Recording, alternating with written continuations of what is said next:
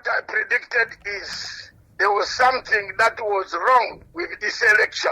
The mathematics does not add up. The figures don't add up. There was interference from east or west, whether you like it or not. The Azimio group has proved there was interference. Someone somewhere interfered with this election, especially the presidential election. So for me, I am vindicated.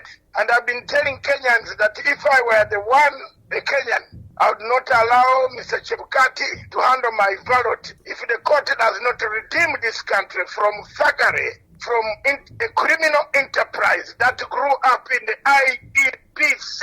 It is not very good. It doesn't augur well for democracy that we look for and yearn for from the people of Kenya as an example, shining example of democracy in Africa. It is not worrying. Those are the people who are sincere, who are very strong, and they talk the truth. You cannot fictitiously, you are given $5.5 billion to conduct an election, and then you can't buy a calculator.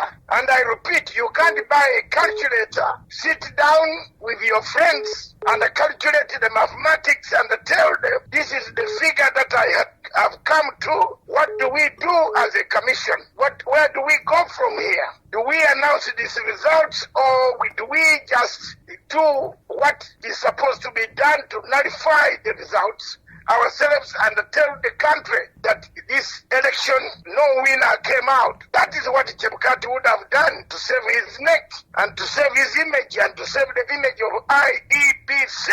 Indeed, you find yourselves in a corner, but there are no solutions that are bigger than God. Every solution comes from God. And God will keep his country peaceful. God will give the courage, the leadership of President Uhuru Muigai Kenyatta to steer the country and give the country the direction which it deserves.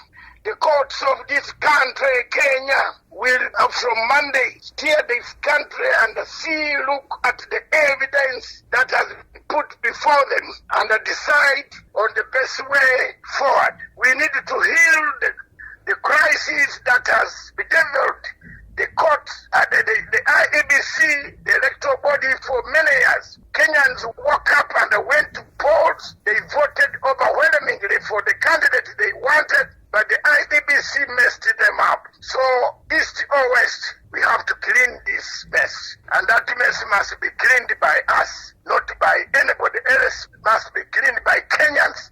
It must be cleaned by the courts, and the courts have to pronounce which way we have to go. This whole thing was littered with problems of insanity, problems of vote tampering, the will of the people of Kenya. Because every time you can't make one mistake, you are forgiven. Then you come and make another mistake, then we forgive you, then you go home. You have only 2 months to 3 months to go to resignation.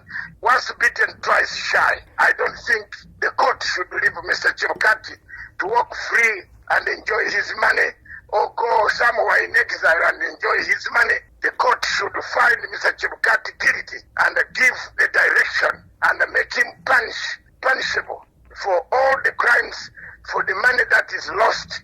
And anybody who did this type of thing, the court should recommend for very punitive actions so that they don't touch any vote in Africa anymore.